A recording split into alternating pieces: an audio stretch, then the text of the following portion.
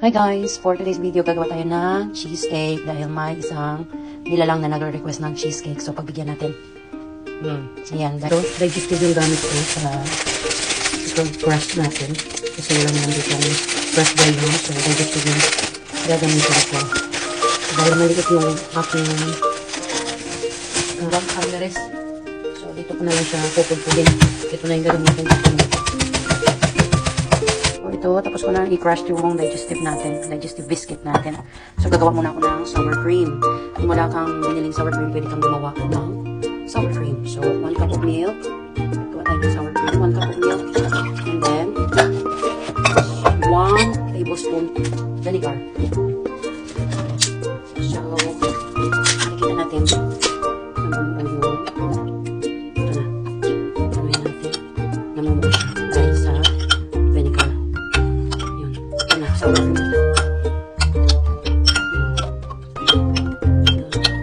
Yung butter is for crushed biscuit natin. So, na-migrate ko lang. So, habang nag-melt ko ng butter, maglalagay ko ng 2 tablespoon ng white sugar sa crush natin. So, may lasa na lang.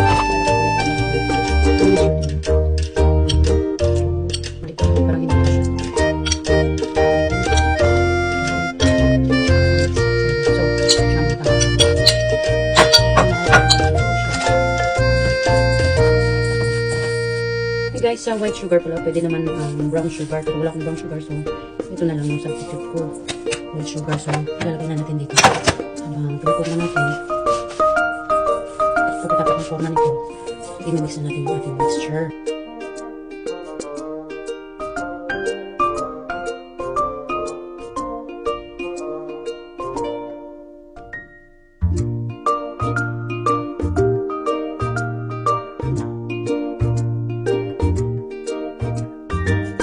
So, in a bowl, magkukumain na tayo ng mga ingredients for cheese.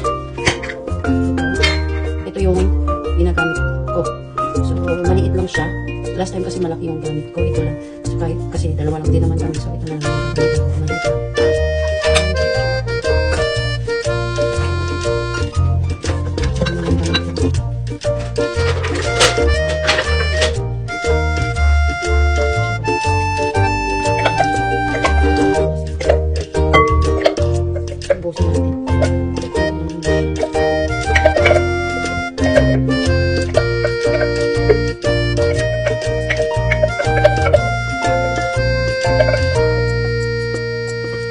Dito sa aking cream cheese to dito, cream cheese.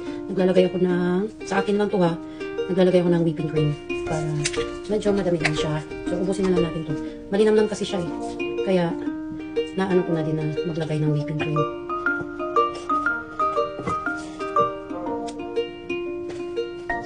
Tapos, after ng whipping cream, maglagay tayo ng, so, tansya ko lang yung sugar kasi madaming, medyo matamis na.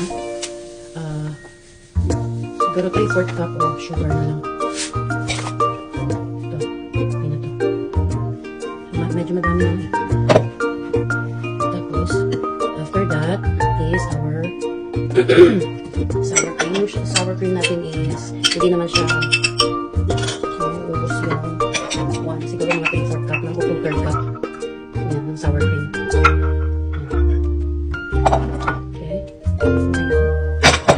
Maglagay tayo na 1 teaspoon of vanilla.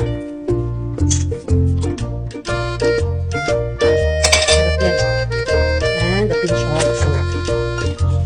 Pinch of salt. Pinch of salt. Ano yun? Combine muna natin bago i-combine mo ito. So, sa cheesecake pala, pwede natin na hindi i-bake. Pwede natin i-fridge. Kung may egg, so syempre, dito natin. Pero kung naglalagay ko ng egg, mas masarap kasi siya pag nag-egg. So, yun yung mixture. So, i-mix ko yan ulit, mamaya.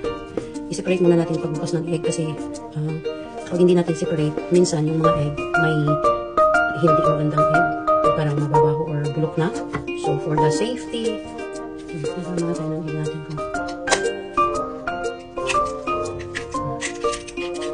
naman siya.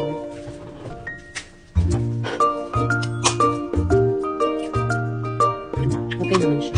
Perfect. So ito, number 2 na gamit ko. Itong gamit ko kasi yung egg yolk niya minsan hindi na buo pa rin. Ay, egg white. Yung egg white hindi siya nababak yun ng maayos. So, better na magabit.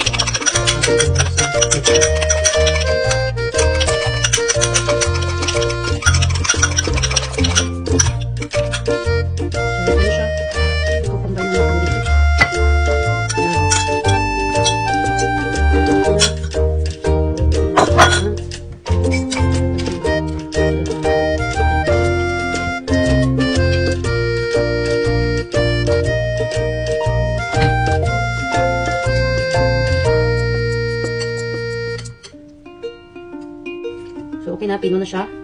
So, since wala akong, salakan, so, diretso ko na lang. Diretso ko na lang siya. Ang dami kong mixture na ginawa today. So, i-ano natin sa spatula kasi baka mabukas yung, natin, biscuit na nilagay. So, ito na yun. Ito na siya. So, ang gagawin natin is,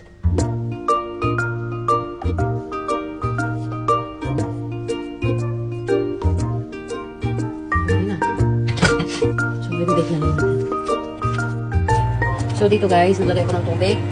Tsaka, pinreheat ko siya ng 180 degrees. So, tapos, tinakluban ko ng aluminum foil ng ating mixture at ilalagay na natin sa oven.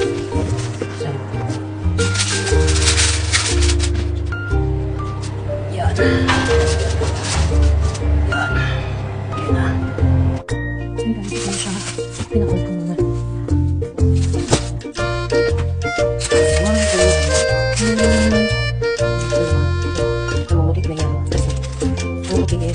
Parang moist na yun. Cheesecake. So, yung isa dyan, isa yung kakain na pakungarin pa.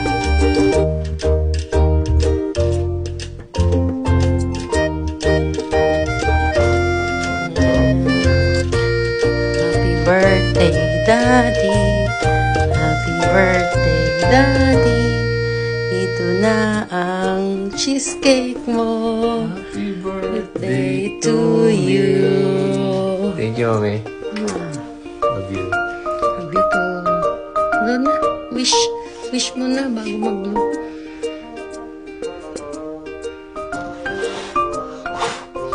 Ang dami ah. Yay! Thank you. How old are you now?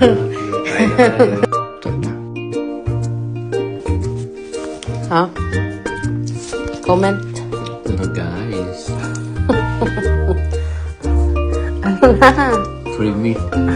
Sarap? So creamy. Yeah. Talaga? Panalo. Thank you, Dad. Loko. Hmm?